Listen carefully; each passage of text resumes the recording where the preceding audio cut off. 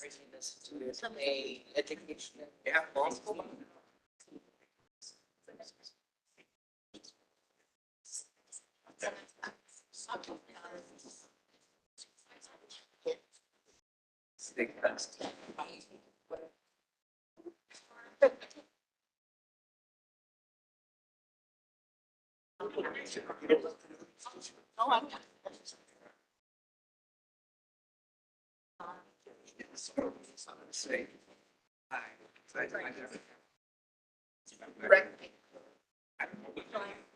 Say that proud of you. Thank you for.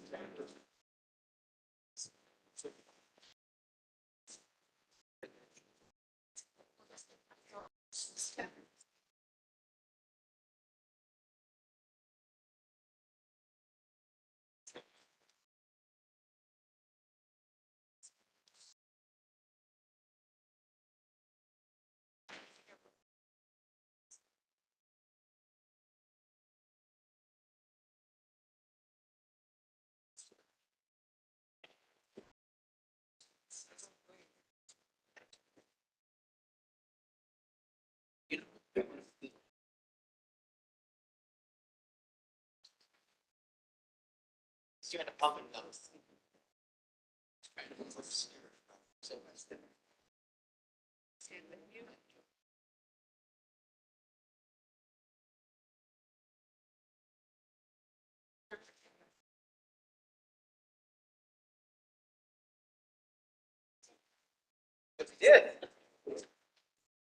Good afternoon.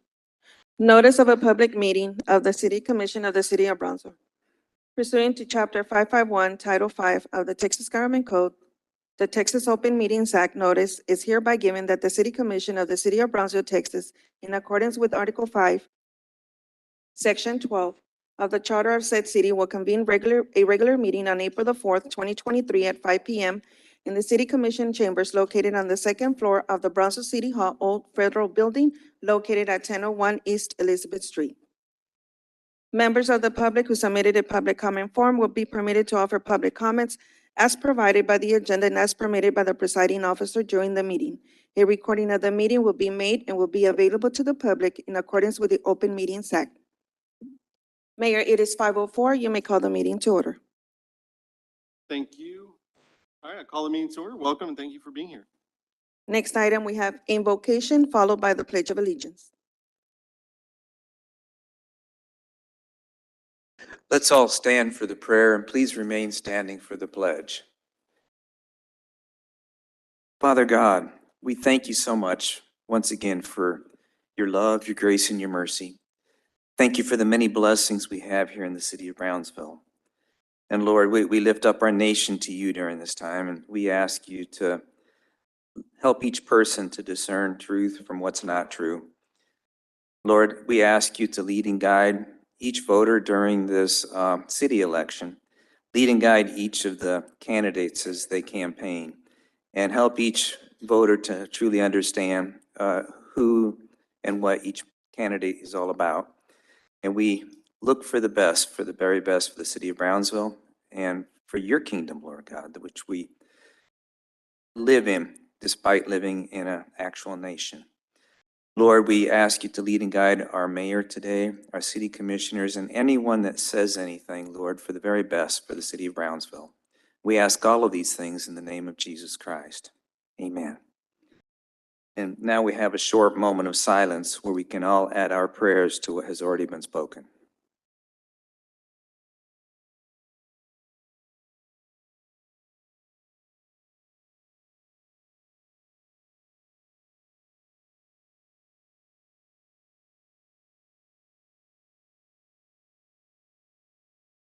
Amen.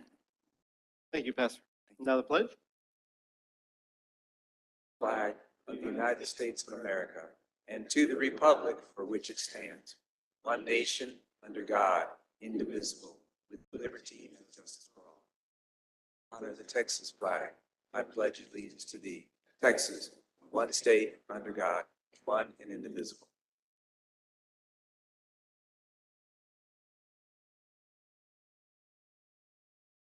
Next item, we have proclamations. The first proclamation, we have Autism Awareness Month. Is there anybody here to receive this proclamation?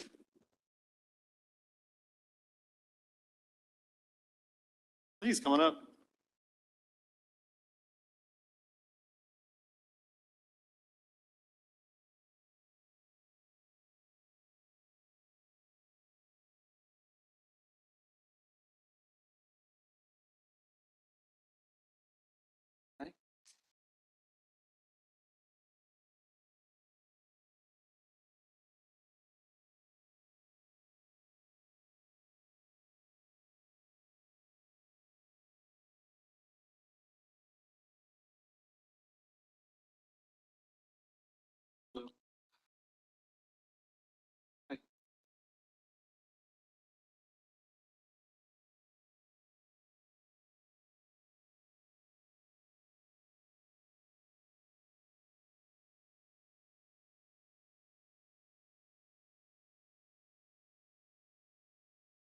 All right, Commissioner Accountant.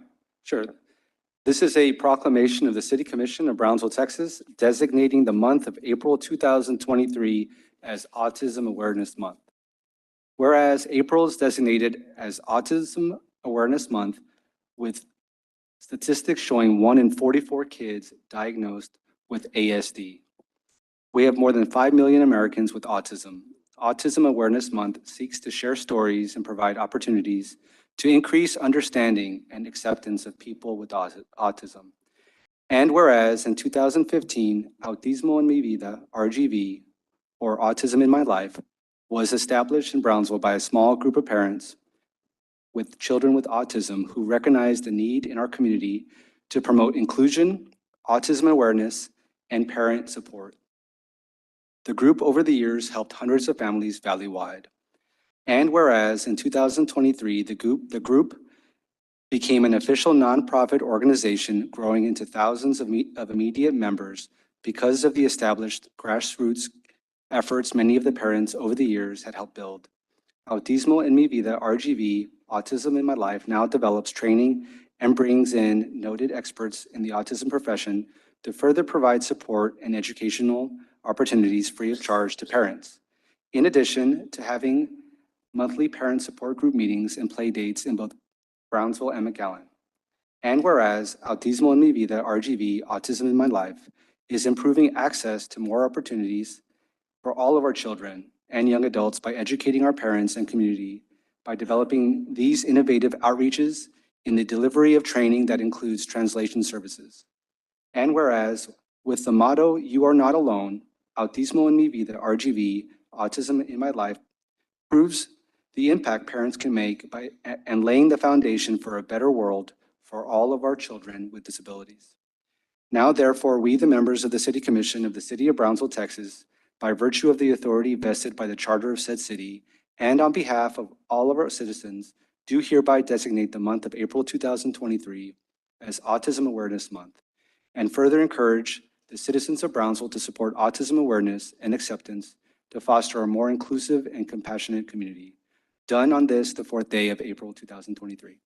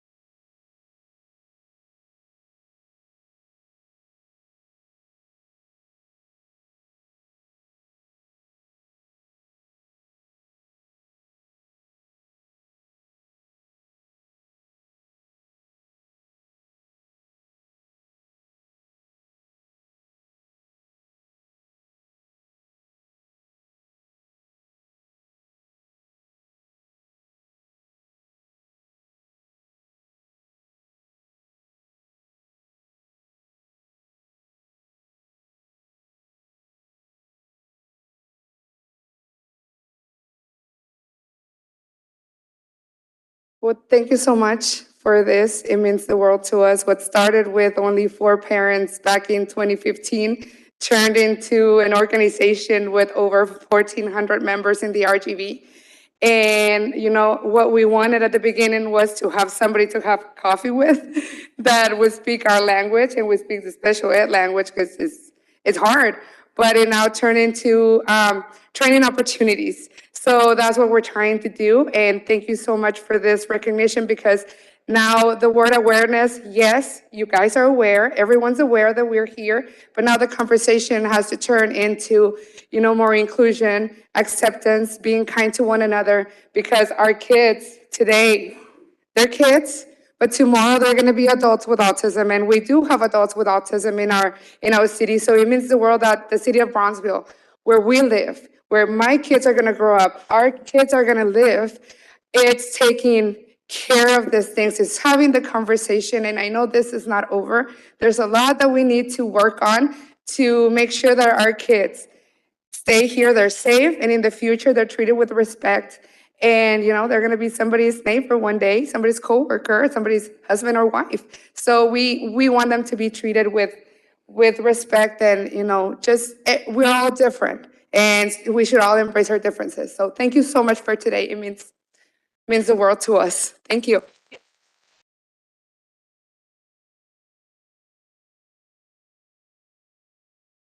Next proclamation, we have National Library Week.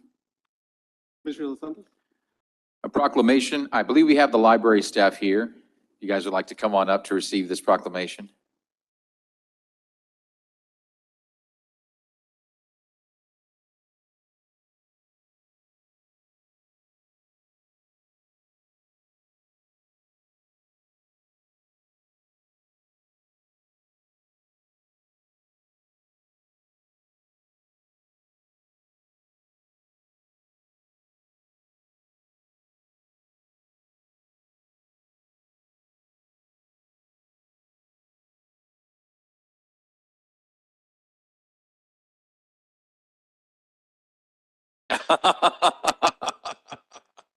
They've assured me that there is staff at the library and the libraries are open.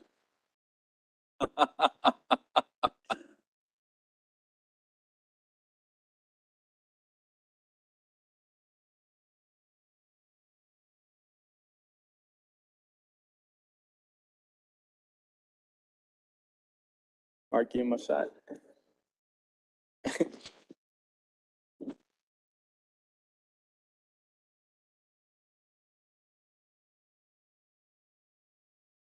A proclamation of the City Commission of Brownsville, Texas, designating the week of April 23rd through 29th, 2023 as National Library Week. Whereas libraries have long served as trusted institutions, often the heart of their city, towns, and schools, which play a critical role in the economic vitality of communities by providing internet and technology access, literacy skills, support for job seekers and entrepreneurs, And whereas libraries are accessible and inclusive places that engage in lifelong learning and promote a sense of local connection, advancing understanding, civic engagement, and shared community goals. And whereas libraries adapt to the ever-changing needs of their communities, continually expanding their collections, services, and partnerships.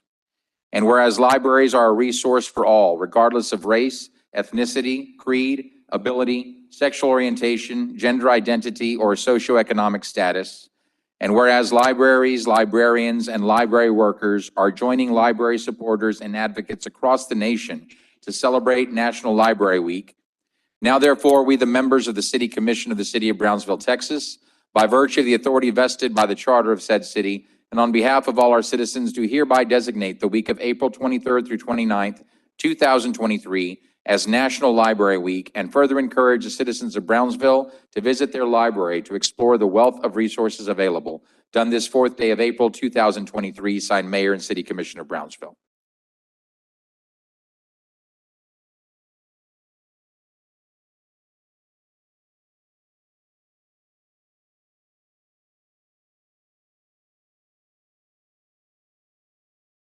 You mark first?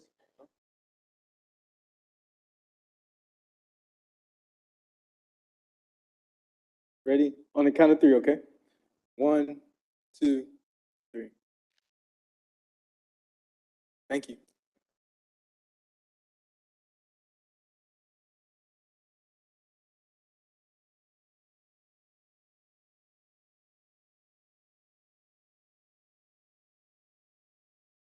No kidding. I didn't write this one. That's fine.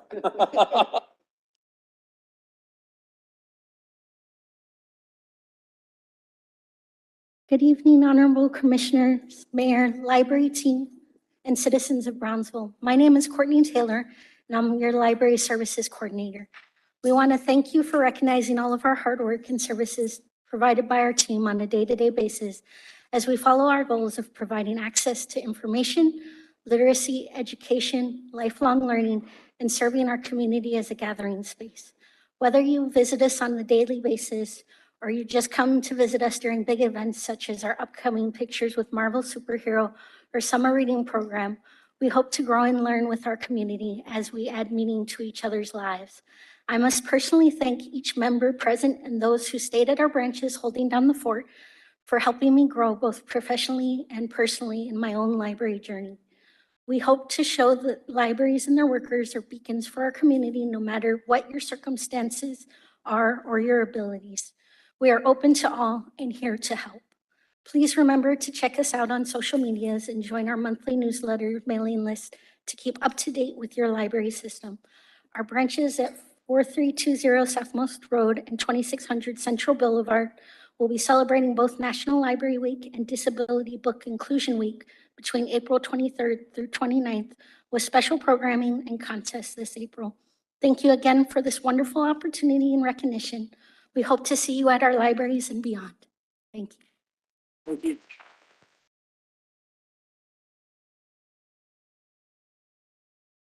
Next proclamation, we have Brownsville Lights Out. Is somebody here to receive this one? She was gonna join virtually, sir. Okay. Miss are they here? Chloe. All right, this is a proclamation of the City Commission of Brownsville, Texas, celebrating Brownsville Lights Out. Whereas birds are present in every environment, urban or rural, wetland or prairie, and they are an ever-present reminder that nature is all around us. And whereas twice a year, billions of birds embark on strenuous migrations between wintering and breeding grounds that are many thousand miles apart. In North America, 70% of bird species migrate, and of those, 80% migrate at night, using the night sky to help them navigate. And whereas Texas ranks among the top 10 states with the biggest bird list, whereas more than 600 species can be seen year-round as Texas sites in the middle of the Central Migration Flyway. And whereas each spring and fall, Texas witnesses the movement of nearly 2 billion migrating birds through the state. This number represents a quarter and a third of all birds migrating throughout the United States, and it is important to recognize this massive migration of birds occurs at night. And whereas these birds must contend with a rapidly increasing but still under-recognized threat, light pollution. Light attracts and disorients these migrating birds, confusing them and making them vulnerable to collisions with buildings and other urban threats. More than 1 billion birds die in collisions with buildings in the United States annually, according to Lights Out Texas. And whereas Texas contains 3 of the top 10 cities emitting light endangering migratory birds during spring and fall, according to a 2019 research article entitled Bright Lights in the Big Cities, Migratory Birds Exposure to Artificial Light by KG Horton, C. Nilsson, B.M. Van Doren, F.A. Lasorte, A.M. Doctor, and A. Farnsworth. And whereas birds are an important part of the natural ecosystem that we depend on, as well as essential pollinators and seed dispersers, birds impact our well-being and contribute to the local economy. And whereas the city of Brownsville is a community that cares about protecting wildlife and the environment and is joining other Texas and U.S. cities with Lights Out programs by implementing a simple solution to protect birds and turning off non-essential lights during spring migration, April 22nd through May 12th, and fall migration, August 15th through November 30th, dramatically reduces hazards to migrating birds, allowing them to safely process their journeys. And whereas light pollution in Texas and the U.S. continues to grow each year, more communities, wildlife, and birds are impacted. And whereas Lights Out Texas is a statewide initiative that aims to raise awareness of this issue and advance action, initiated in 2019 after a major bird collision event killed nearly 400 birds in a single night in Galveston. This effort is facilitated by a coalition of conservation nonprofits, universities, governmental organizations, and Texans dedicated to the conservation of birds. Now, therefore, we, the members of the City Commission of the City of Brownsville, Texas, by virtue of the authority vested by the charter of said city, encourage all Brownsville residents and business owners to help protect birds by turning off all non-essential lighting between 11 p.m. and 6 a.m. during the spring and fall migration periods each year. Done on this the 4th day of April, 2023, by myself as mayor and the rest of the City Commission. Thank you.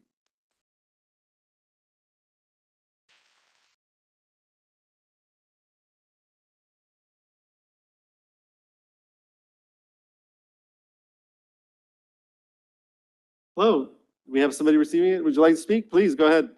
Yes, thank you so much.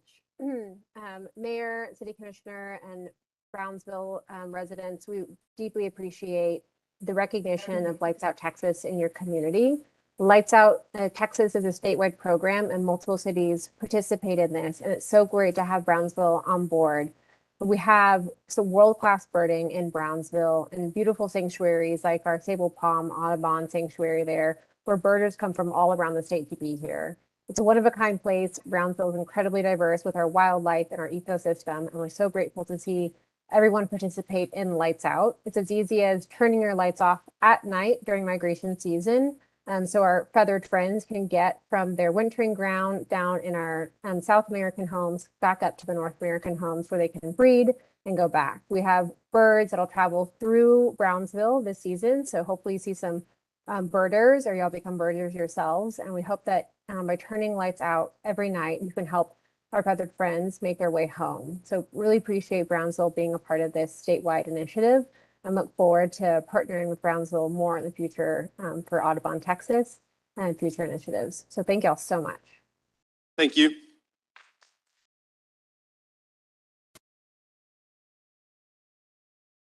Next proclamation, we have the 50th anniversary of the Vietnam War.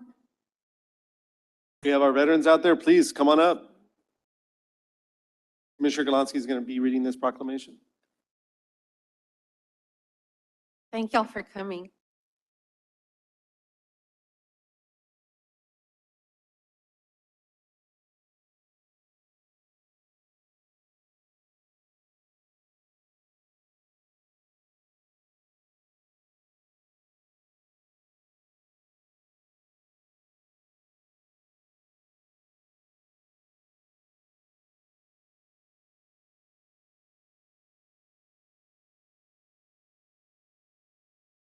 So this is a proclamation of the City Commission of Brownsville, Texas, recognizing the 50th anniversary of the Vietnam War. Whereas 2023 marks the 50th anniversary of the Vietnam War, and we pay tribute to the more than 3 million men and women who left their families to serve bravely, away from everything they knew and everyone they loved. Whereas March 29th is recognized as National Vietnam War Veterans Day, and we salute the men and women who put the lives of others ahead of their own to serve during one of America's longest foreign wars. Whereas the Department of Veteran Affairs estimates that more than 6 million U.S. Vietnam veterans live in the U.S. and abroad today, along with 9 million family members of those who served during the Vietnam War. Yet we also lose more than 500 Vietnam veterans every day, many of them residing in hospice and long-term facilities. Whereas Warriors United in Arms will pay tribute to the 28 Brownsville residents who lost their lives in the Vietnam conflict at a special remembrance ceremony on April 14th, 2023 at 1:30 p.m. at the Veterans Park next to the main branch of the Brownsville Public Library. Whereas The Wall That Heals will be on display at Ebony Hills Golf Course in Edinburgh, April 20th to April 23rd. This traveling Vietnam War memorial is a 3/4 scale replica of the Vietnam Veterans Memorial located in Washington, D.C., with more than 58,000 names of men and women who made the ultimate sacrifice. Admission to the memorial is free to everyone, and group tours will be available.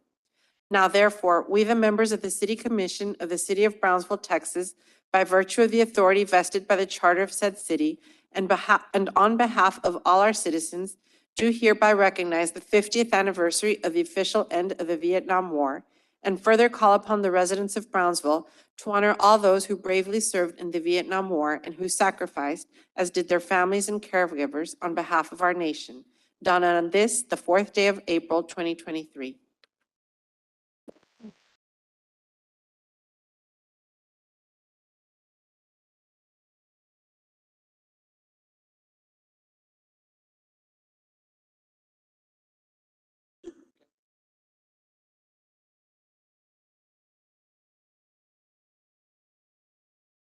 Yeah. On the count of three, okay? 1, 2, 3. Thank you.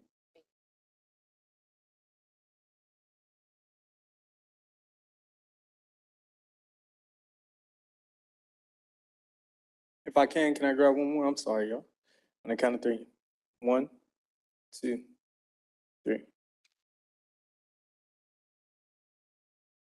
Thank you all so much. Would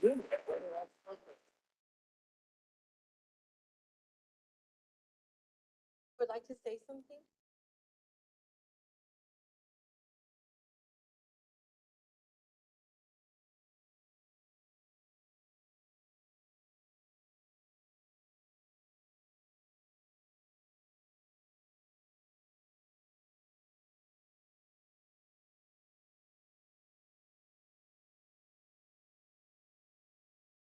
In case you guys are wondering what this is about, the city gave us permission 2 years ago, I think it was, passed a resolution to allow us to get static display for our park. Believe me, it's hard. We've been looking for years.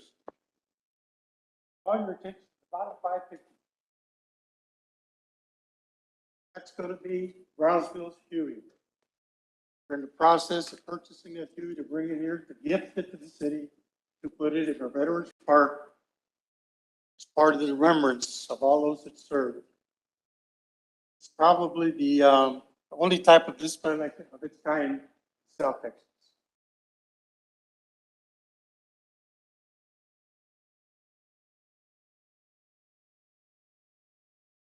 Mr. Mayor, ladies and gentlemen of the City Commission in Brownsville, we thank you for this great honor. Just have a few words to say. When we went overseas, this horrible place called Vietnam, we were young boys. We came back as fully mature men. Unless you have been there, you have no idea what it was like. We would like to work with the City Commission, the Mayor of Brownsville, to make Brownsville or have Brownsville declared as a veteran-friendly city. We have a lot of businesses here that are very veteran-friendly. As a matter of fact, this helicopter that we are trying to get cost $39,000. So far, we have raised $10,000, enough for a down payment. We thought it was going to take us a year before this helicopter will be restored. Well, now we found out it might be by December 7th. So somewhere between now and December 7th, we need to come up with $29,000. And we're hoping that the business community will help us secure this helicopter for the city of Brownsville. Without your help, we cannot do it. We want to make Brownsville, like I said, a veteran-friendly city. I don't know if we have to go to the state legislature or just come to you all and get this done. But we want the legacy of the Vietnam veterans not to be forgotten. We could tell you all kinds of horrible stories, but we chose not to. We just want to have patriotism revived in Brownsville. And for this, I thank you for your time, and I thank you for your proclamation. We were not expecting this. When we got the call, we were surprised. But thank all of you, and we hope to be working with all of you in the very near future. Thank you. Thank you.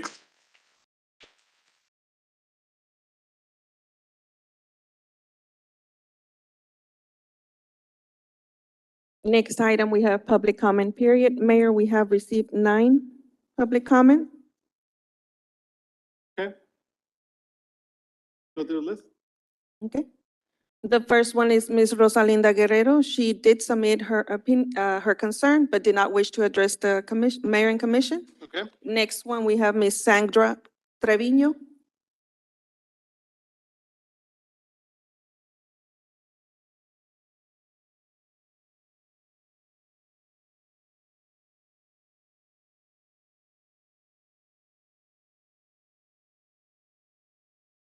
Does this podium go down at all, or?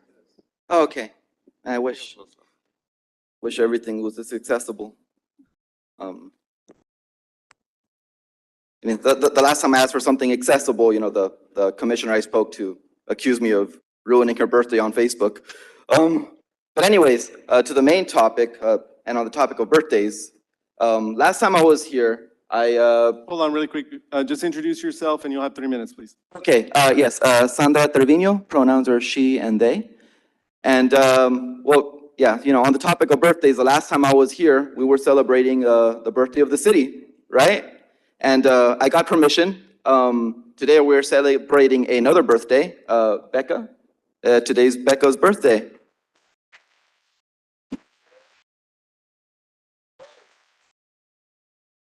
And so, I mean, I'm not Becca. I don't know exactly what she wants, but I feel like it would be fitting for her to receive an apology from our mayor for his tremendously ridiculous behavior. Now, for those of you who may have forgotten, those of you who are unaware, and those of you who would rather ignore the situation, because I know some of you all would rather do that, here's a recap so we are all on the same page. Mayor Trey Mendez had Rebecca Hinojosa arrested over an allegation of vandalism. Obviously, the community wasn't impressed by his $10,000 waste of paint, and Mendez felt the need to lash out at someone rather than accept that our community does not want to sacrifice its culture or its history to the bland, corporate-friendly image he's trying so hard to push. Now, once Becca was in custody, Mendez shared her mugshot, as well as her personal information on his official Facebook page, making her a target of unwarranted public ridicule and potentially making it difficult for her to earn a living by also posting her employment information.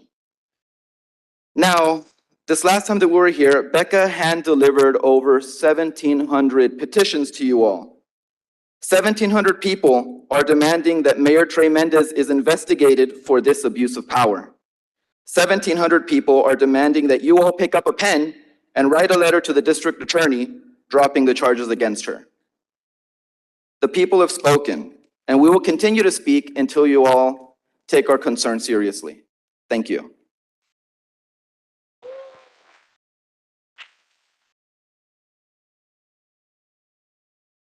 Next, we have Emma Guevara.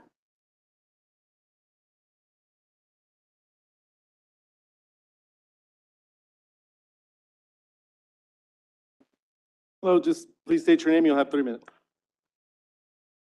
Hi, my name is Emma Guevara. I'm cool with any pronouns. And on February 7th, 2023, I made a public comment along with other community members asking that the City Commission demand that District Attorney Luis V. Saenz drops the Class B misdemeanor charge against Becca Hinojosa. We also demanded an investigation into Mayor Mendez for an abuse of power. Community members delivered over 1,700 petitions, and we have more, to the City Commission, and have been met with nothing but a milquetoast response from Mayor Mendez, denying any abuse of power and arguing that it's incorrect to associate him with SpaceX, even though he literally bragged about testifying this ledge session to support and fund the Texas Space Commission on his Facebook. Mayor Mendez also made sure to reiterate to the press that Ms. Hinojosa is accused of defacing city-owned property and has been indicted by our DA's office. That's not something that can be taken lightly, nor can it be ignored or brushed aside. Well, I would argue that having 4 police officers break into the home of a civilian without a warrant and violently arresting her for a cite and release misdemeanor that there's no real evidence that she committed is not something that can be taken lightly, nor can it be ignored or brushed aside. Mayor Mendez and other community leaders have said that regardless of what intentions were, a crime was committed and someone needs to be held accountable. I'm up for accountability, but let's be real, the law doesn't always punish immorality. In fact, it usually punishes poverty. The law does not exist to protect people. The police do not exist to protect people. They exist to protect property, wealth, and power. And that's not an opinion, it's a fact. You can Google it. To disagree with it is ahistorical, considering the fact that our current policing system is a poorly rebranded and government-funded slave patrol. Once again, a fact. Go ahead and Google it. If we're going to talk about accountability, then where's the accountability for those on this commission who have backed and supported dangerous industries like SpaceX and LNG that lead to the destruction of habitats, native sacred sites, and the poisoning of our air and water? That's not really that good for the birds, guys. I'm not being melodramatic. These companies have told us in their EISs and PEAs themselves, which I have read. I don't know if you have. But did you know that if 2 LNG terminals along Highway 48 are built, they will be the biggest polluters in the entire valley? Did you know that rocket launches at SpaceX can literally boil an ocelot alive? So it's really ridiculous to see y'all pretend like you care about the environment when these industries are literally killing it. These polluting and extractive industries routinely cause respiratory issues, birth defects, pregnancy complications, cancer. We've seen what happens further up the Gulf. We've spoken to community members in Florida that have already been subjected to the downfalls in the space industry. This is not a delusion, this is reality. However, support for these industries is far more of an egregious and violent crime than allegedly spray painting an already painted wall. Who will be held accountable for the deaths that these industries cause? I'm sure I'm preaching to the choir, but we live in one of the most uninsured states in the country. To think that Time is up. Next, we have Christopher Basalbo. Repeat that? Christopher Basalbo. Okay, Christopher, coming up, sir. Please just state your name and you'll have 3 minutes.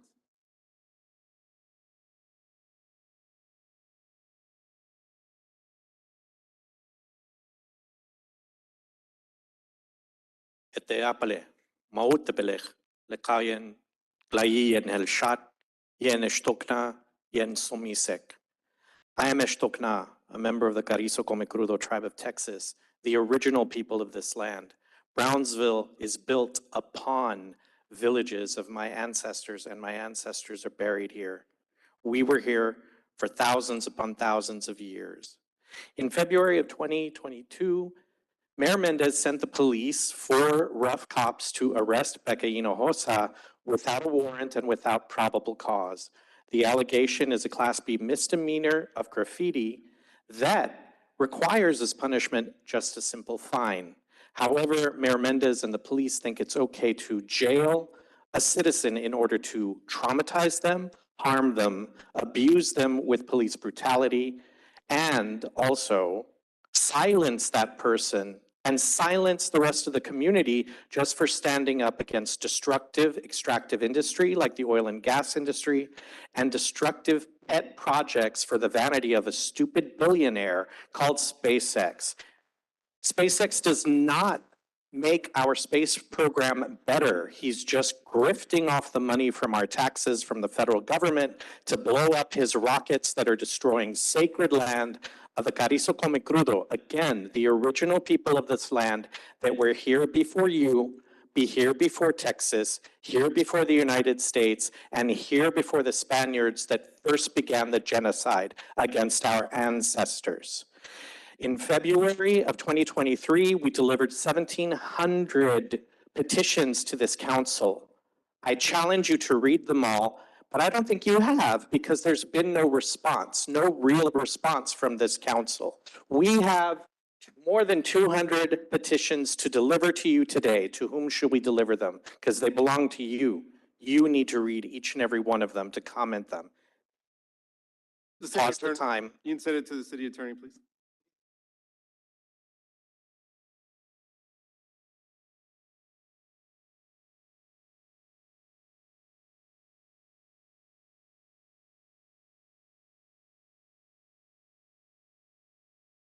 And then Mayor Mendez posted on his official Facebook page bragging that Becca, a citizen, a resident, an active and vociferous person to protect the environment and protect Indigenous rights, her mugshot, her name, her employer, this was a misjudgment and an injustice. It is an abuse of power by both the mayor and the arrest itself without warrant and without probable cause.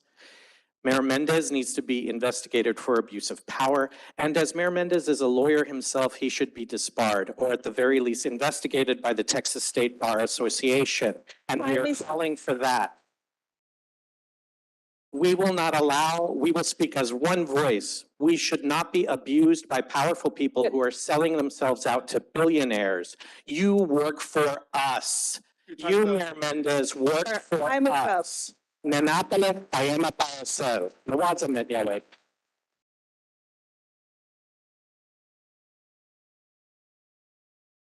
Next public comment, we have Gloria Thomas.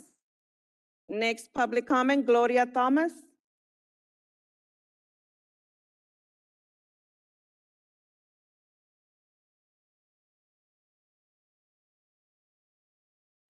So just introduce yourself. You have 3 minutes, please.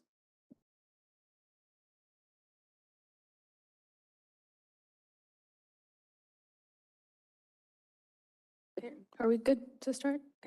My name is Gloria Thomas. I'm a Brownsville resident. I'm here to support Becca Hinojosa, who was wrongly charged by the Brownsville Police Department under the discretion of the Brownsville mayor for allegedly spray painting graffiti on the mural downtown. Brownsville police broke into her home, did not even allow her to change out of her pajamas or put on her glasses, and held her in jail for 26 hours. Immediately after her release, the Brownsville mayor blasts her mugshot on a social media page and publicly attacks her. What happened to innocent until proven guilty? You have been told the details of this story multiple times. This is not our first time here.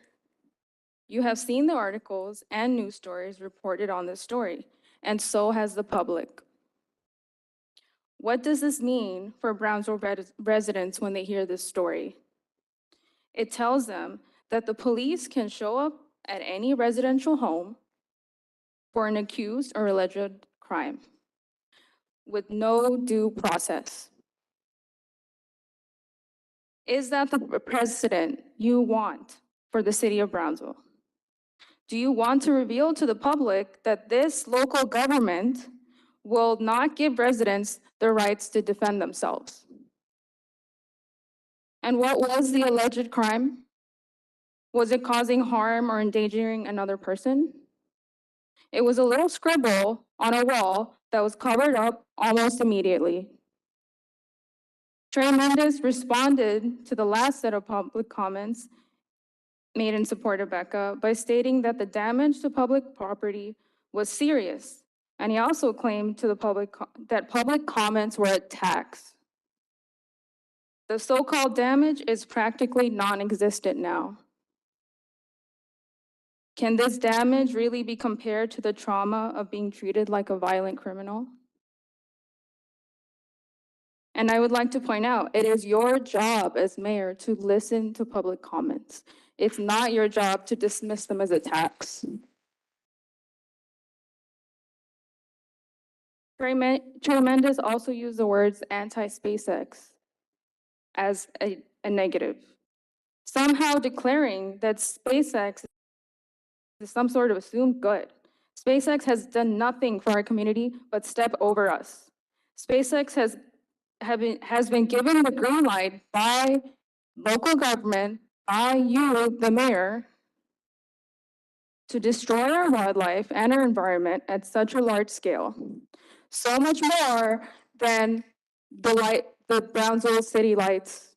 Time is up. Your time is up. Next, we have Ms. Josette Hinojosa.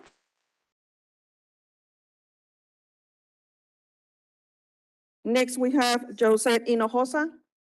Josette Hinojosa? Okay. Okay. Next, we have Freddie Jimenez.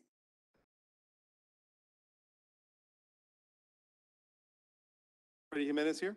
No? Freddie Jimenez. Freddie is probably trying to make sure that Emma Guevara is okay. Okay, So- we can come back to him. Thanks. Yes. Next, we have Michelle Serrano.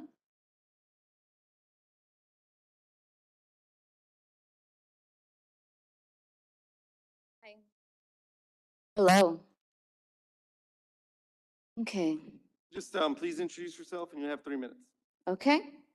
My name is Michelle Serrano, a UTRGV graduate holding degrees in public service and public administration, a cultural strategist for a community organization, a TEDx Brownsville speaker, former downtown business owner, current student under the Texas Parks and Wildlife Texas Master Naturalist Program for the Rio Grande Valley, and a Brownsville resident.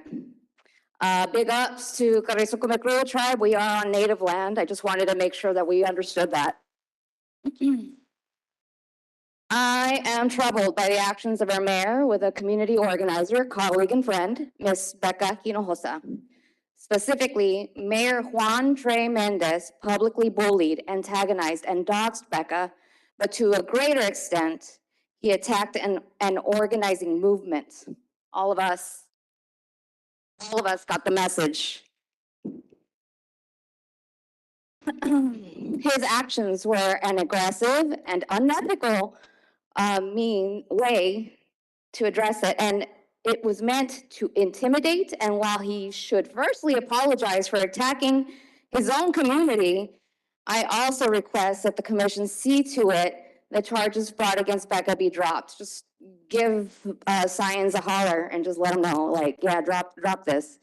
I share similar concerns as others who see incredible disparity with how Mayor Mendez treated Becca versus BPUB's former executive director, Bruce Jack, a person accused of theft of the people's resources, a person who was given the grace and privilege to escape the public lashings from a public servant who wields power, such as Mayor Mendez. If this is not rectified, it will establish a precedent for separate but equal practices in the city of Brownsville, an issue that is worrisome considering the crossroads we stand on today. Additionally, I want to advocate for the land. According to the EPA, 80% of RGV communities do not have easy access to green spaces, and our city is doing the most to develop retail and office space in areas that were supporting biodiversity, flood control, and our general mental health. I expect all our elected leaders at city level to lead by example and follow recommended land stewardship practices to ensure the continued recovery of a region that has been overdeveloped. 97% of the land as it stands today is overdeveloped. We cannot all sit back and consider economic impact unless we reinforce our environmental frameworks, because environmental tourism, this is for y'all, which brings tens of millions of dollars to this region, attracts more people to this area than countless other exotic destinations in the world. And that's thanks to biodiversity, period, not a billionaire. That's furthered by people like Becca, not a billionaire, and that's protected by regular community. I come to these meetings and telling you to do your job even better than what you're doing right now. Thank you.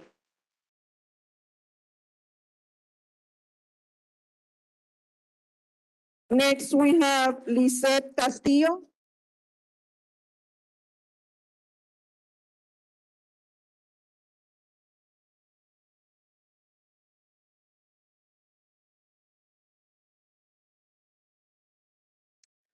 Hello, my name is Lisette Castillo, and I'm here as an individual and longtime community member. I grew up in this city.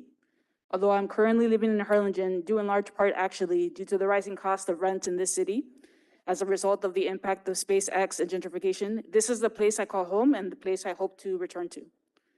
I am here in support of Brownsville community leader Becca Hinojosa, who, as has been shared, has been the target of overzealous attempts by Brownsville Police and Mayor Trey Mendez to quash opposition to SpaceX. I call on this body and everyone in it to do everything in their power, including reaching out to the DA in support of the charges being dropped against Becca. We are all aware of Becca's work to bring attention to the various harms and impacts, financial, social, and environmental, that SpaceX has brought upon this community. Everyone in this room is also equally aware of how little the mayor, Trey Mendez, has cared for these harms or bothered to listen to them. We see him even now in this space, just flipping through papers, failing to look at people. To ask us to believe that the police and the mayor's actions in Becca's case were anything other than retaliation for her organizing is to ask us to play dumb. Have a little bit more respect for us. Let's be clear about it. Without allowing her to dress properly and without providing a warrant, police broke into her home, arrested her, took away her eyeglasses, subjected her to interrogation without a lawyer, and held her in jail for 26 hours. Shortly after, acting less like a mayor and more like a petulant bully, the mayor then lashed out by taking his extraordinary step of doxing Becca on his official Facebook page. We all know how small this city is and how harmful such actions could be. This is not just inappropriate, it's abusive. What the city should be doing instead of misusing our limited community funding and resources to criminalize a dedicated community member like Becca is taking a step back to actually listen to the concerns being brought up. Where is the overzealousness in protecting the interests and well-being of longtime community members? What investigations are being carried out? Where are the town halls being held to assess the financial hardship or environmental impact SpaceX is causing this community? And what steps is the city doing or taking to protect its residents and mitigate harm? Where is the direct leadership and initiative on this? It's not a rhetorical question, so feel free to answer that at some point. Or is the message that this body wants to send the same as the mayor's? Disagree, step out of line, and there will be consequences. The mayor has already shown the lengths he will go to and the complete lack of accountability he feels towards his constituents. You are supposed to represent the people in this room. Regardless of your personal stance on SpaceX, we need you to take leadership, drop the charges, and put your constituents, your residents, this community over SpaceX.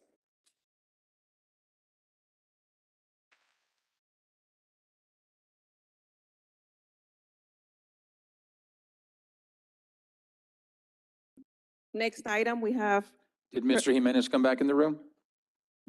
Freddie Jimenez. No. All right, thank you. Next item, we have presentations. First presentation is 2022 Annual Grants Presentation.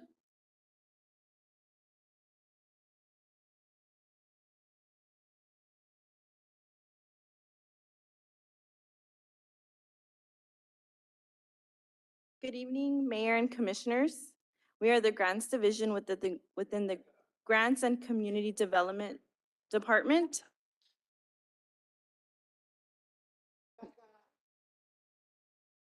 We are here to present to you the efforts and highlights of our team over the 2021-2022 fiscal year.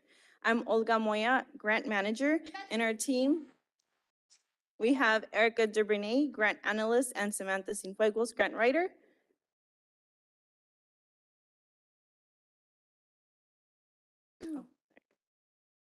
To give a brief overview of what we do, we look for opportunities that align with the commission pillars and meet department needs while referring to their work plans.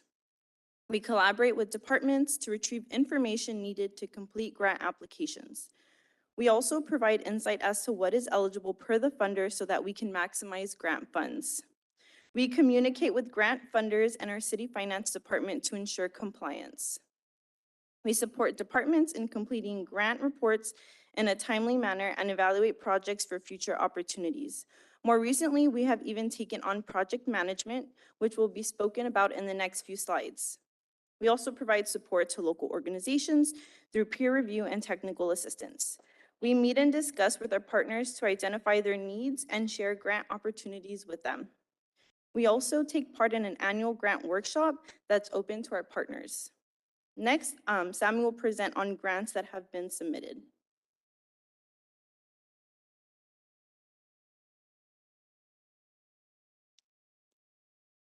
This past fiscal year, The Grants Department applied to 33 grants totaling $7.8 million in potential funding.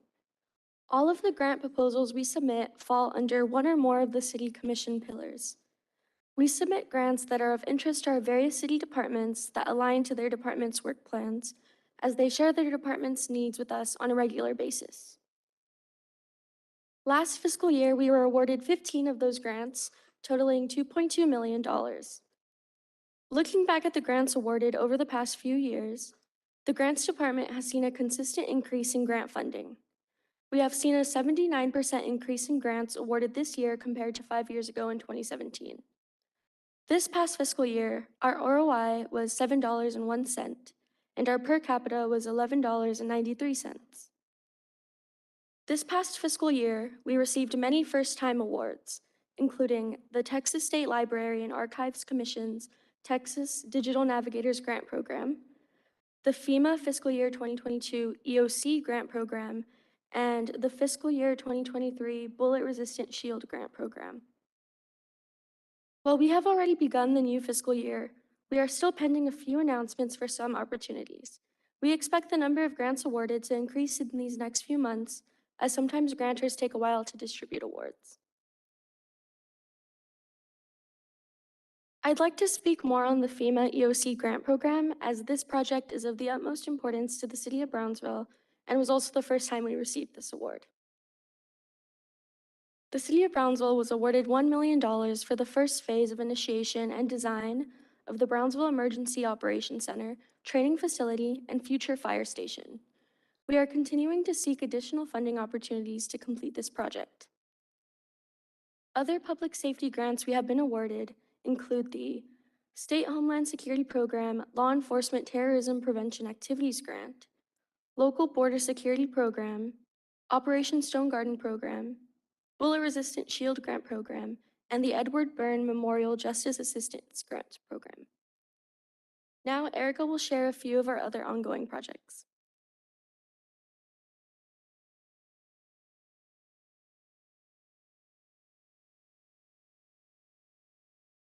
The city also received $65.3 million through ARP funding that focused on combating the ongoing economic impacts of COVID-19 within the community.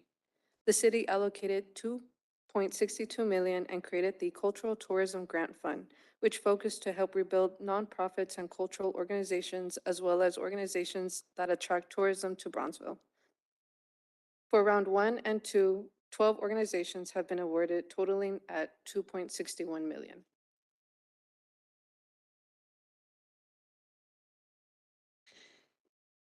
The City of Brownsville, in partnership with the Housing Authority, were 1 in 8 cities in the nation to have been selected for the Choice Neighborhood Planning Grant for the second time.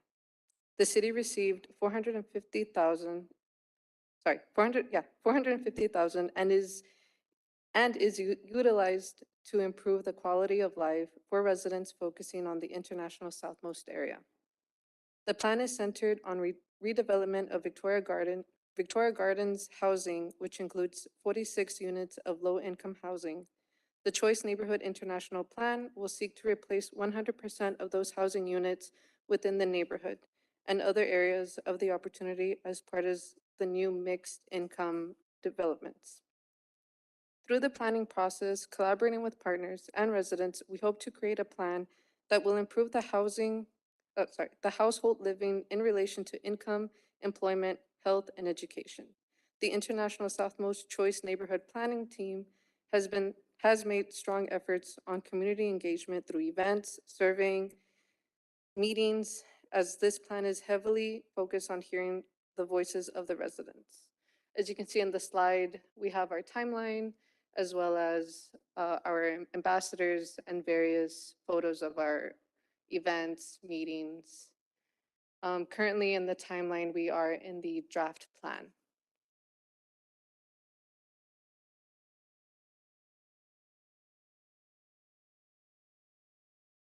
A final plan will be submitted in November, and even though the period performance will be completed, we hope to keep engaging with our residents in the future.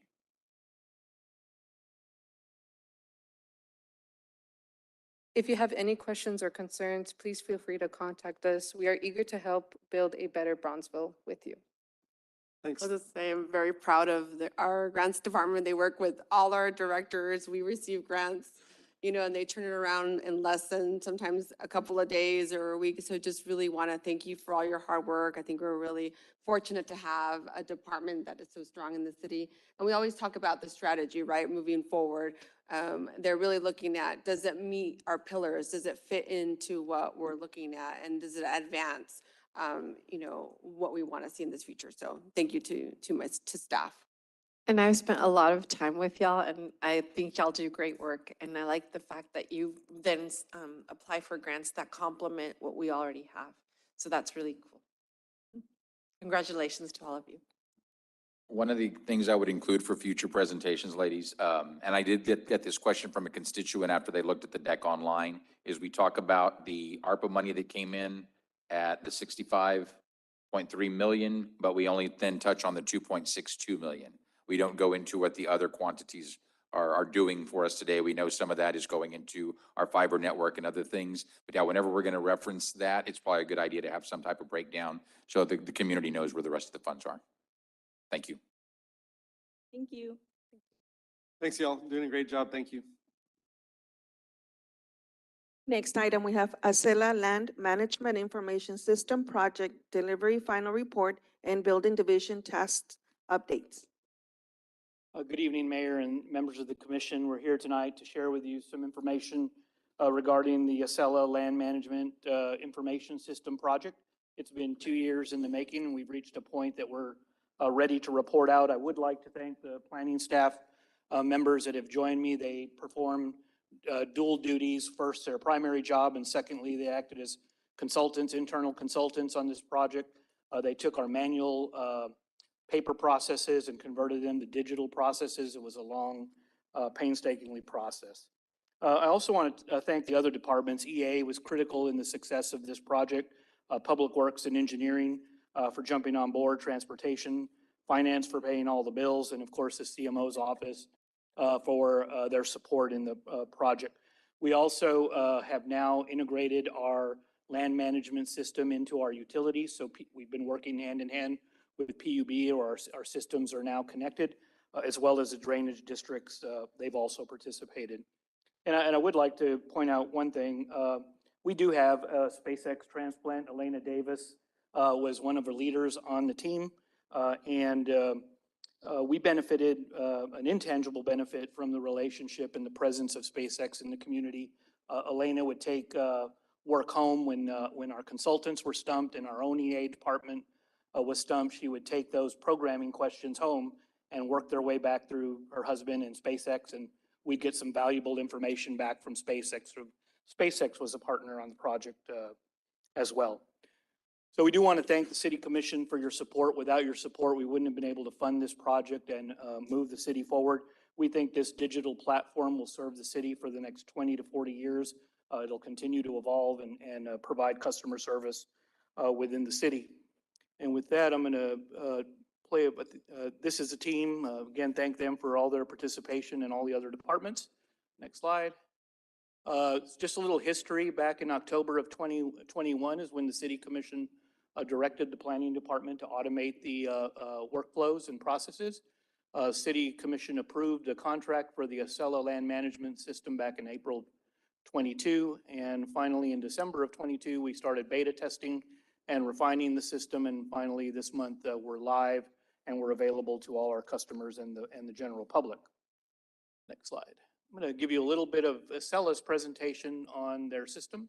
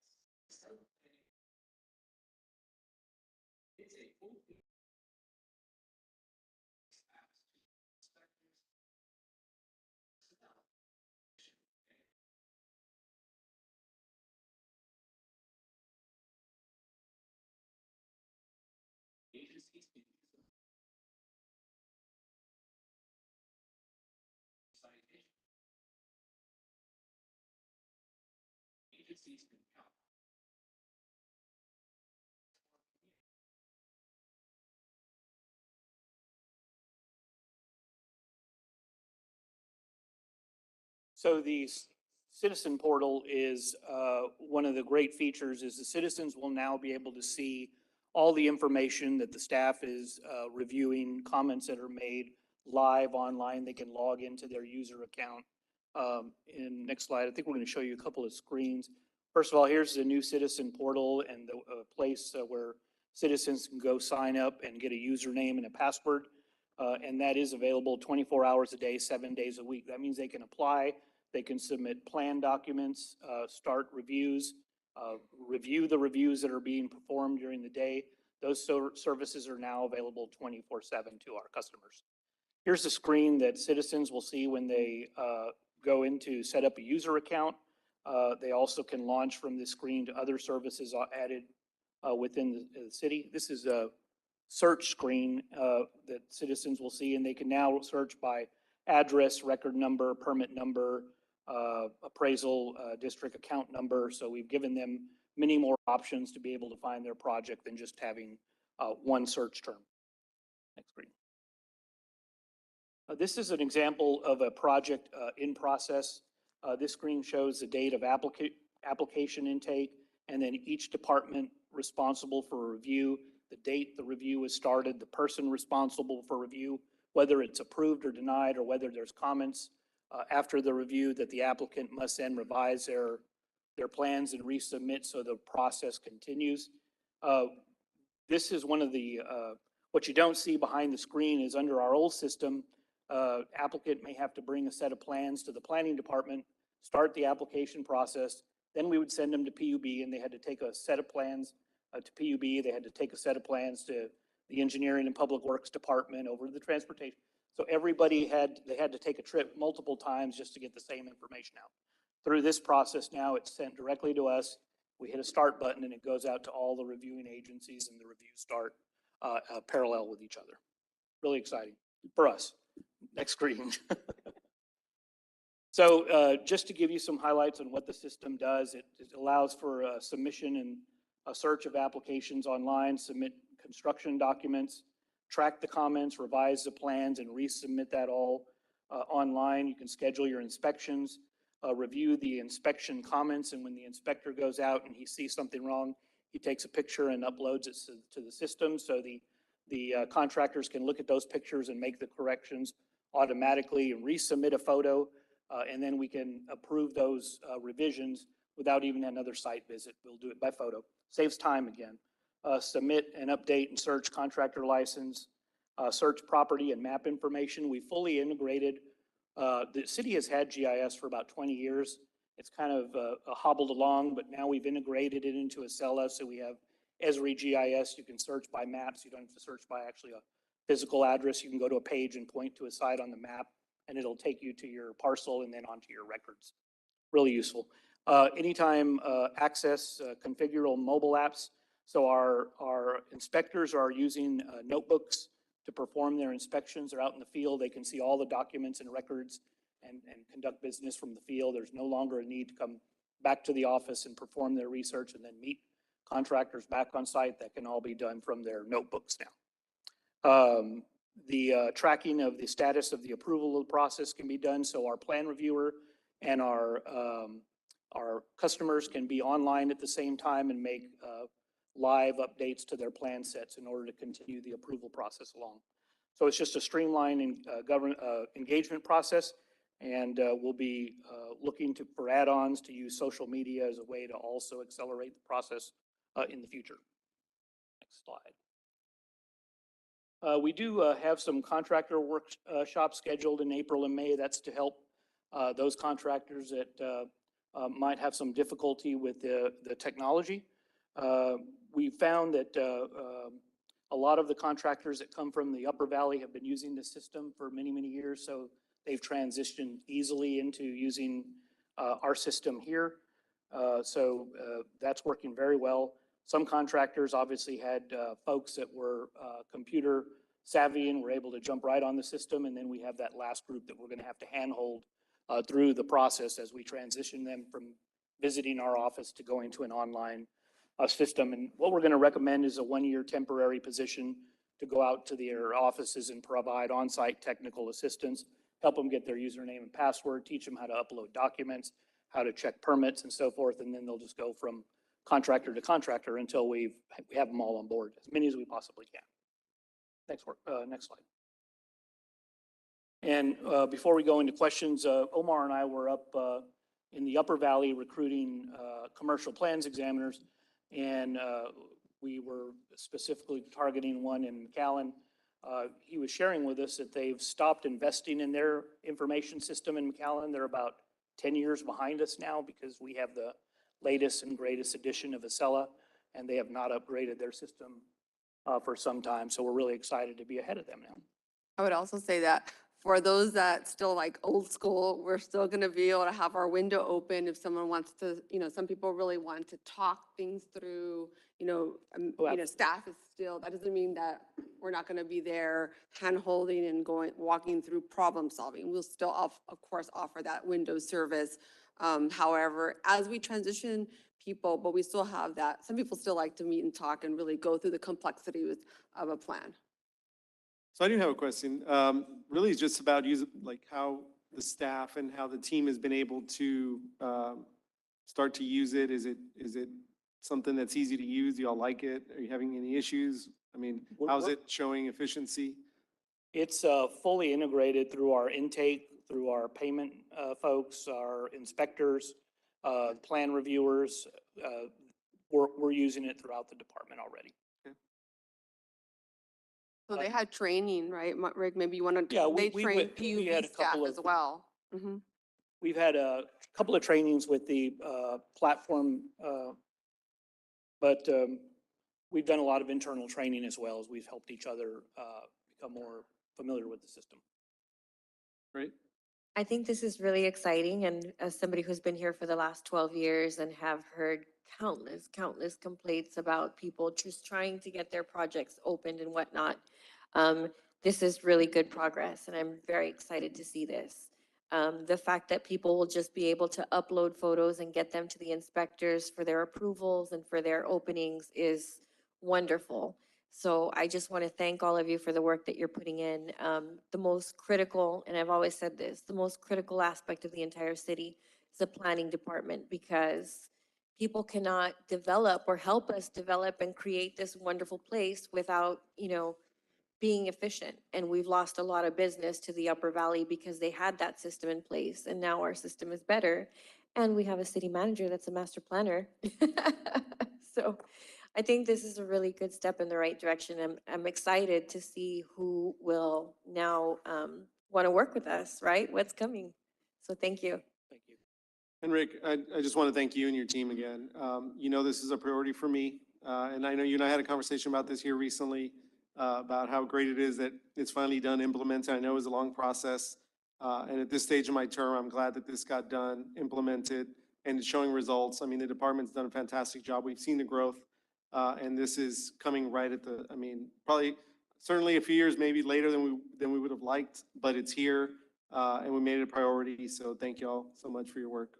Yeah, Mayor, I think the Unified Development Code, the information system, and then of course, a lot of staff training is really delivering a high level of quality service for our developer customers. I think we still have room to improve, and we'll continue to modify the code to calibrate it to fit local preferences, but we're clearly on our way. And with that, Omar was going to provide a couple of updates on that commercial plans examiner search. Good evening, Mayor, City Commissioners. Just to give you an update on the building division. We're currently working with the City Secretary to reactivate the Building Standards Commission. This is to tackle some substandard buildings and structures that need to be repaired and demolished within the city. All right. We're also actively trying to recruit a new commercial plans examiner. We're actually communicating with A&M School of Architecture to visit the upcoming grad students of the Construction Science Department, see if we can recruit someone there. As Mr. Vasquez mentioned, we have been in contact with various cities within the valley, actually, even Corpus and Galveston, to see if we can recruit someone, but we haven't been able to. Even though we have made job offers, they haven't accepted. As far as the plan review, our team of plans examiners currently have, with the workload that we have, residential plan review at 3 days and commercial plan review at 15 business days. Next slide. We also wanted to let you know that we have some permits that can be issued on the same day, such as permits for trade work like mechanical, electrical, and plumbing for new projects and maintenance. Also, permits for building maintenance, such as roofing, siding, replacing windows and doors. And also, we updated our process for certificates of occupancy. Whenever there is a change only on the business name or business owner, we are issuing certificates of occupancy on the same day. If you have any questions, I'll be glad to answer. I mean, that's fantastic. To turn it around that quick if they're compliant is huge, because I know other cities, we hear a lot about Austin's development and we've seen it, but they're taking months to actually grant permits and get some of these through. So for us to be able to do it in a couple weeks or less, it's great. Thanks. This is really exciting. Yeah, Thank you. congratulations. Thank you. So I'm encouraged by what I hear, but I will want to see the data. And I've asked for this before, and this is something I will be looking for, is what's our average days for a permit to be issued. And I know this is good if they come in and they're compliant, this is what we can do. But I want to see what actually happens when the applications come in, permits go out. I will want to see what our average is. And I'd like to see updates on that quarterly as we're rolling this out. I'd also like to know what all departments are already on this platform. Go ahead. Right now is Public Works is working, Health Department. We actually have Brownsville PUB as well, all the divisions. Okay. And The drainage districts as well as transportation department. So mostly everybody that's dealing with permitting. Yes, sir. And I asked that because in the video, it alluded to if you see a violation, you can report it. So right away, I think, so what does that mean for 546 Help, our call center, our city app? Does that mean citizens can use this to report a code violation right now? Anybody from health is here, but one of the advantages that the Acela platform provided is the programming that was done for the development services can also be used for our code enforcement department. And so they're building from that base and then adding services above that. So the health department will actually be able to have citizens sign up, get a username and password, and start reporting code compliance violations online and start the investigation process 24/7. But there's nothing on our site today that if a citizen goes to report a concern, that Yes, it's going I to take think them to Go Excella? back to the screen. Can we go back to the presentation? Go back. All right, go back to the right there. One more. There you go. You see down zoning. If you go up to the top, there's a heading Public Health. If you click on Public Health, it'll actually have a drop down in a screen where you can report code enforcement. That's property maintenance code and health code violations. Then I think this is going to be another update that our website needs. We know we've got several, but I know right now the most common path for a citizen, they go to the little how do I, and it gives them options on how to do several things, and one of those is report a concern. And if you go to that today, this isn't where it takes us. So that's a concern, is what are we still going to have going into the old system versus the new system? What's that transition going to look like? And make sure we don't leave anything backlogged in the old systems, because I'm very excited about the potential of this. I just want to make sure we execute properly. That's going to be the big one for me, is the 546 help, making it accessible to citizens so they can do that. Because I know I'm a big user of our current app and the 546 help number and the online submissions. Let's see. Yeah, and I don't think that's going away. I mean, we continue 546 help. It's just another way, a mechanism by which someone can report something. It also is good because if the property is flagged and it's multiple times, I think that's the advantage of having a system that you. Yeah, can but kind do of we like- identify it? If we've got some going into 546 help and GovQA and some going into Acela, how do we realize we've got duplicates out there? Sure. Commissioner, yeah, this program or this software, as I understand it, is only going to be addressing building concerns or code violations. 546 help will still be there to take all other concerns. We are currently right now planning, and redevelopment is currently handling all of planning and redevelopment questions that come in anyways. So anything that comes into 546 help is automatically rerouted to planning and development, redevelopment right now. And that's something that we've worked out internally between planning, redevelopment, and ourselves. But we do handle all other calls that come in, potholes. We'll even take those concerns that are coming in for code enforcement, and we will route them over to planning and redevelopment, or the code enforcement, whoever it is. We'll work with them. I think I understand your question. We'll work with them to make sure that they're not coming in duplicate, whether they're already in Acela and then coming in through 546 help. So we'll get together. I'll get together with Rick and make sure that's taken care of. And I'll meet with you guys offline, because I want to be sure, because I pop into GovQA every now and then. I look at what's our backlog, what's our oldest, what's still outstanding. I want to make sure that as a commissioner, I'll still be able to do that with the new systems as well. Right. I mean, there's going to be a whole transition and integration. I think that, Commissioner, I know that's that expectation, but we have various programs, as you know, the complexity of one, but we thank you for making this comment, and we can really look at a plan on how to do that, and really understand the glitches of this. I also am thinking in terms of awareness, it's not only the community developer community, but our overall community, right? So that they are for awareness. Not everyone's going to pull a building permit. Some people just are concerned about Right. X, Y sign, big sign covering a corner or something like that. So there's going to be a lot, I understand the awareness campaign is the developers, but it's also the community to understand that we have this service and other non-development types of violations can be reported. And maybe work with comms and marketing so that as we roll this out, because I think we're going to be trying to educate developers and people who will come in for a permit. But I know that's what stood out to me, is if you see a concern in your community, you can report it here. So that tells me as an average citizen, this is where I go to report a complaint now. That way there's no confusion out there. Yeah, I think it needs to be stated properly. And as far as the backlogs, Commissioner, we do look at those on a monthly basis. In fact, the next round of updates to the different departments of, hey, these are still pending, or it will be going out in a few days. Excellent. Thank you. We do have Dr. Commissioner. Rodriguez. Okay, go ahead. Yes. Good evening, everyone. And just to reconcile the conversation, we will continue and we presently reconcile, for example, right now, our logos calls with our GovQA. So in the same manner, we will continue to reconcile the calls that come in through the call center into the new program that Acela will yield for us. But the conversation about making sure that we do have metrics for turning around time to permits, that's one of the added features that Acela will give us. But to your point, Commissioner De Leon, we are working with the call center so that there is a bridge, as EA calls it, to be able to reconcile our input coming in from the community into actions taken in our systems. I hope that gives some clarity. That helps. Thank you, Art. Yes, sir.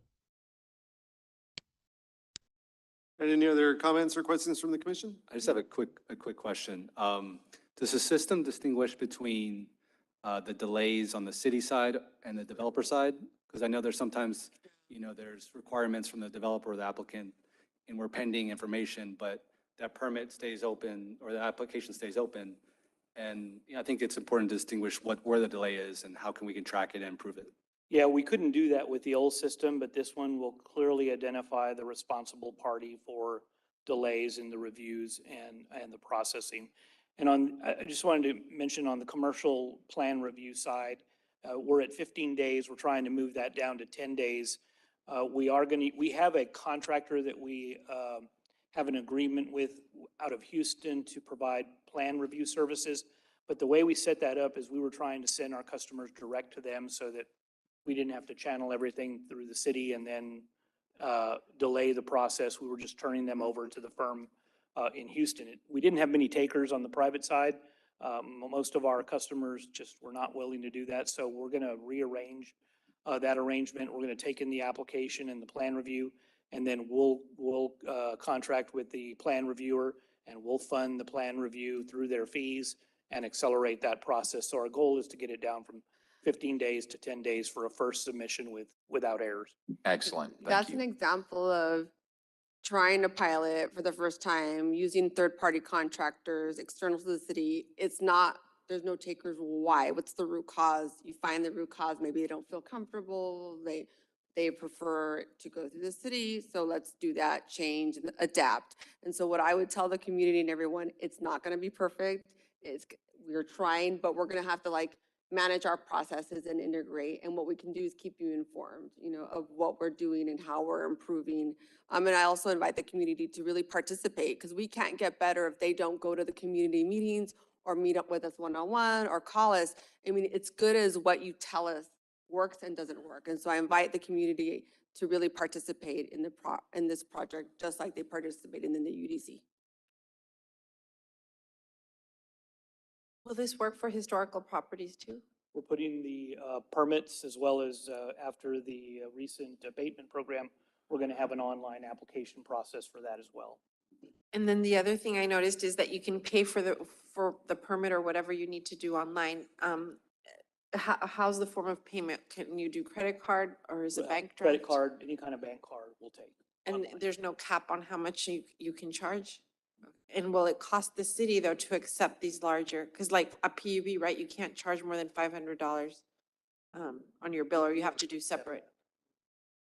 Yeah, we budget in the fees, so those costs are already accounted for in our operating budget. Okay. The credit card fees. Okay. That might be something to review after a certain period to see if we need to make adjustments on how much it's costing the city to take those Right, credit and we cards. do, well, we consider that as part of the actual permit fee, so the cost of the credit card transaction is incorporated into the permit fee already. And that's typical. This is not uncommon. Thank you. And on the reactivation of the Building and Standards Commission, let's make sure we work closely with legal on that, because that is a very specialized board and the training is going to be of the utmost importance. It's one of those boards that they're not too active, but when they're active, they have to be very sophisticated in their understanding. So that's a very good observation. There's enough work for them to stay consistently active. The only reason they didn't stay active was because the funding ran out back then. And I think we're going to revisit how we reactivate them this time. But there's plenty of work. They'll be able to be constantly active, but it's important that we have folks who can comprehend the law that they're going to have to apply to these properties. That's the most important part of this. Yes, and actually in the budget amendment, we're gonna propose funding for that program. Very good. Thank you.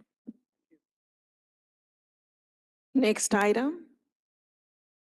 We have consent agenda items.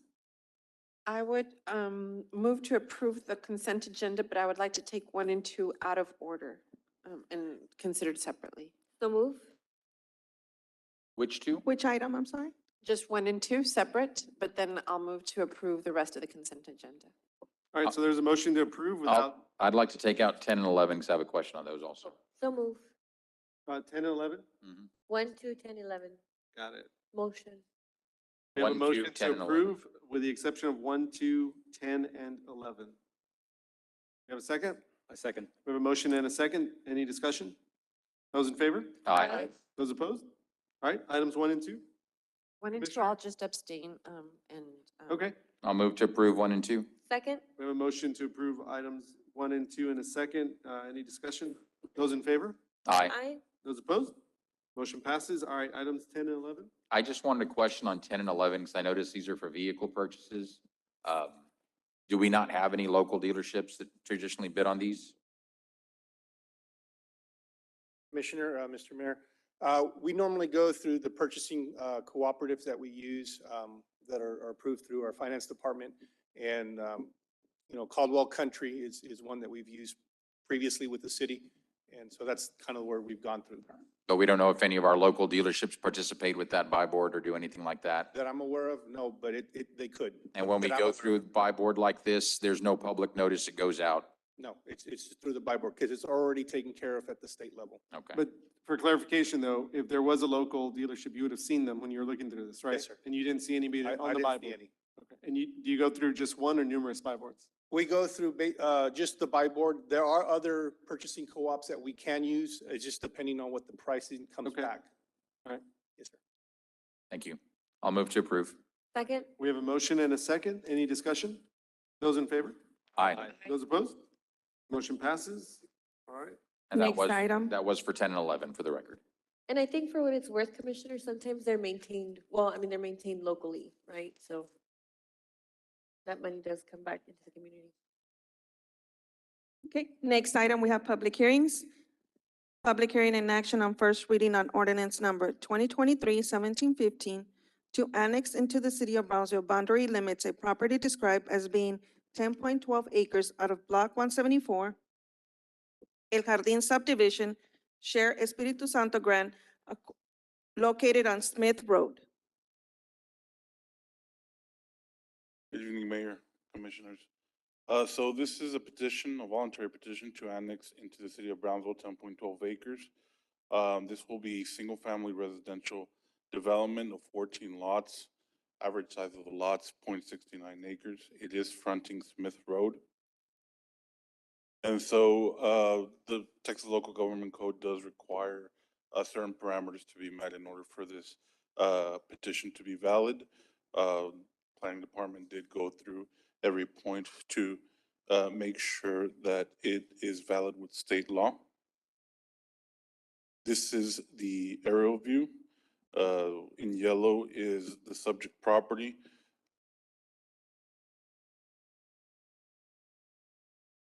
This is a bird's eye view. It's close to FM 511, Old Port Isabel Road, and fronting Smith Road. And this is a lot layout, the proposed lot layout. And so staff does recommend the annexation of 10.12 acres into the city of Brownsville. All right, this is a public comment. Is there anybody here who wishes to speak on this item? I'll move to close, Mayor. Okay, we have a motion to close. Is there a second? We have a Second. motion and a second. Any discussion?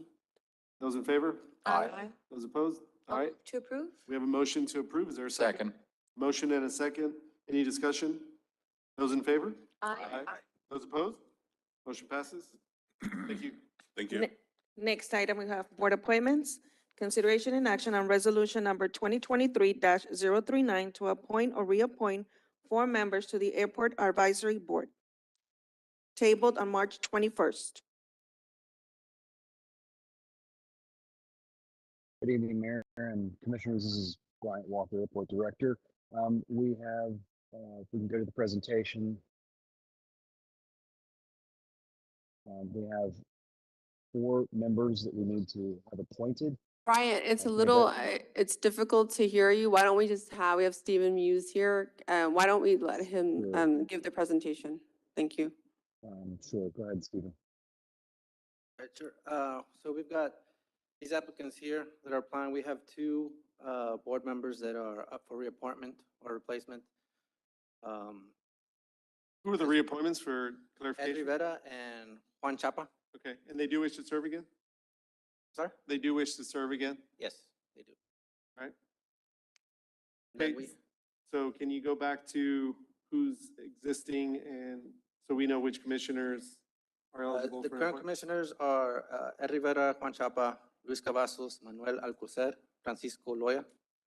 And then we had Patricia Guillermo that resigned for conflict of interest, and Manny Fossil resigned for conflict of interest as well. Okay, so those that are up for appointment, I know I have one, so I'm going to go ahead. I'll nominate Javier Villarreal. Second? We have a motion and a second. Any discussion? Those in favor? Aye.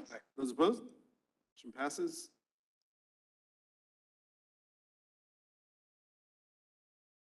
I'll nominate Patricia Guerrero. Oh, but she resigned. Yeah, she resigned. She had a conflict. She no longer does.